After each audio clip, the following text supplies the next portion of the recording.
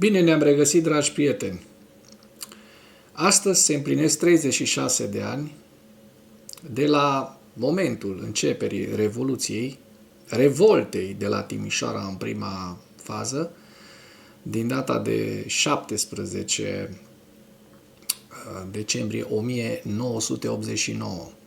O dată care va rămâne în istoria României, o dată pe care mulți o batjocoresc și batjocoresc în același timp și memoria eroilor Revoluției de la Timișoara, care au căzut pentru ca noi astăzi să putem vorbi, fie că suntem de acord unul cu celălalt, fie că nu suntem. Asta este valabil și pentru tovarășii din AUR, tovarășii așa zis suveraniști, care consideră că Ceaușescu și epoca de aur, comunismul din acea perioadă, au fost bune și chiar le glorifică, uitând că ei, pe vremea lui Ceaușescu, n-ar fi avut libertatea să iasă în stradă, să protesteze și să-și spună propria lor părere, așa proastă cum este. Și astăzi o să vă dau niște dovezi, o să vă arăt, o să vă public, o să discutăm niște stenograme cu ceea ce cel pe care multă lume îl glorifică, Nicolae Ceaușescu, a ordonat să se întâmple, să se producă la Timișoara. O să vă citez.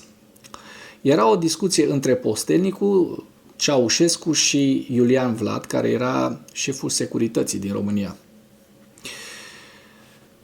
V-am raportat și vă raportez că în dotarea unității noastre sunt cartușe de război, spune postelnicul, care era ministru de interne pe vremea aia.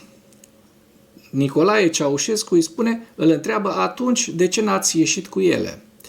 Iulian Vlad, șeful securității, spune gândurile noastre au fost că este o acțiune de amploare mai mare și că putem să rezolvăm fără cartușe.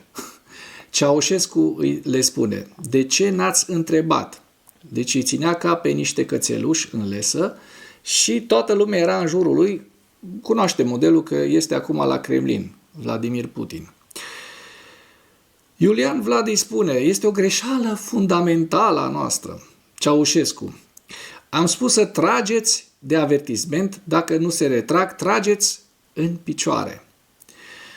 Nu m-am gândit că trageți cu gloanțe de manevră, e apă de ploaie. Cei care au intrat în sediul comitetului de partid nu trebuiau să mai iasă de acolo, trebuiau să rămână jos la pământ. Era vorba despre cei care au intrat și-au ocupat în zilele care au venit comitetul central de la Timișoara, da? Și trebuie spus acest lucru pentru că Timișoara, din data de 17 decembrie 1989, a fost primul oraș liber din România. Pentru 5 zile, timișorenii, înaintea bucureștenilor și a celorlaltor oameni din România, au fost liberi. Au fost și cu frica în sân, că vor fi exterminați, dar toată această, bucurie și libertate vine câteodată și cu sacrificii și cu anumite temeri asupra securității fiecăruia dintre noi. Dacă acești oameni nu s-ar fi sacrificat la Timișoara pe 17 decembrie 1989, cine știe ce dictatură odioasă eram noi acum, în ziua asta, da? Păi vedem sistemul din Coreea de Nord, ce se întâmplă.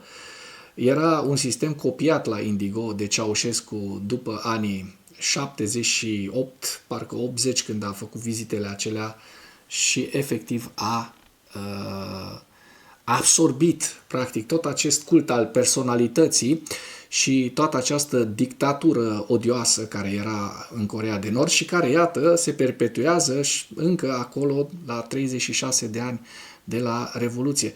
Așadar, cei care îl glorificați pe Ceaușescu, aflați că este un criminal. O să vă las aceste două stenograme pe care le am.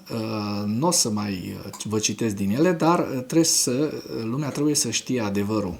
Ceaușescu Nicolae și Elena Ceaușescu, cu întreg sistemul lor de oameni de la conducerea de stat a României în anul 1989 și înainte, au fost un sistem odios, dictatorial, criminal, care a distrus fibra morală a poporului român. Iată, nici în ziua de astăzi nu ne revenim și nu ne regăsim în matca normală a țărilor europene în multe dintre situații, da? Iar cei tineri trebuie să pună mâna pe carte și să citească și dacă nu pun mâna pe carte și nu citesc, măcar să asculte pe cei care au trăit acele evenimente. Aveam 15 ani și mi-am amintesc cu plăcere cum zburdam efectiv de fericire în momentul în care oamenii au ieșit în stradă și am ieșit și am scandat pentru prima oară ole, ole, Ceaușescu nu mai e.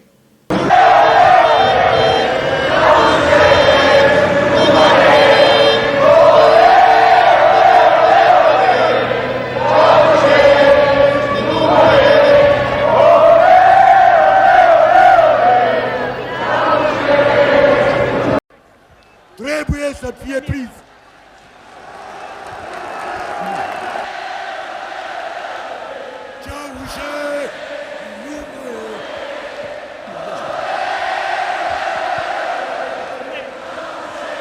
Este cineva aici care poate să aducă pe Corneliu Mănescu? Adriane, adu-l pe Corneliu Mănescu! Adrian!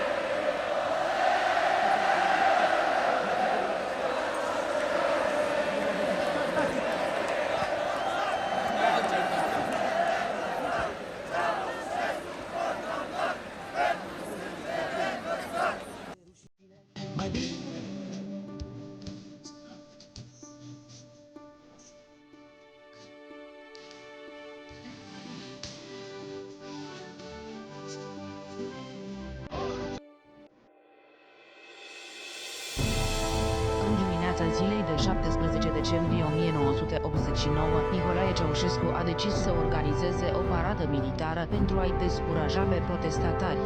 Pe străzile Timișoarei circulau doar blindatele armatei, iar coloane de militari străbăteau orașul în pas de defilare. Demonstranții însă par tot mai întârziți, strâng rândurile, îi huiduie pe militarii care defilează, alții chiar îi lovesc cu pietre. Tensiunea crește de la oră la oră. Generalul Vasile Milea a cerut intervenția în forța armatei, cu speranța că astfel mulțimea se va calma, demonstranții să fie serios avertizați și apoi să se tragă la picioare, spunea el.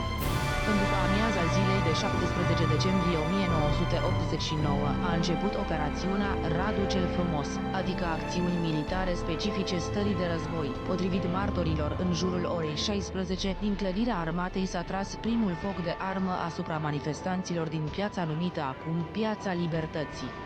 La București, Nicolae Ceaușescu a convocat o ședință a Comitetului Politic Executiv și a ordonat armatei să tragă în mulțime. Toate trupele primesc imediat un loc de Dumnezeu. De front. Și să meargă oricine nu se supune să se găsește stare de necesitate și să aplică legea. Dacă s-a înțeles bine și întrebați la Timișoara. Vă raportez doar și Ceaușescu cum am apărat. Nu sunt în sală, sunt la divizie și organizăm ce a dat dumneavoastră. A început să se tragă deja. Raportez încă o dată, am ordonat să se tragă foc. După ora 20, Timișoara a devenit un infern, iar militarii au tras în plin în protestatari. Zeci de manifestanți au fost răpuși de armată. Doamne, vino, Doamne, să vezi ce-a mai rămas din oameni. Tancurile și camioanele au blocat intrările în orașul supravegheat cu elicoptere. Abia după miezul nopții au încetat focurile de armă.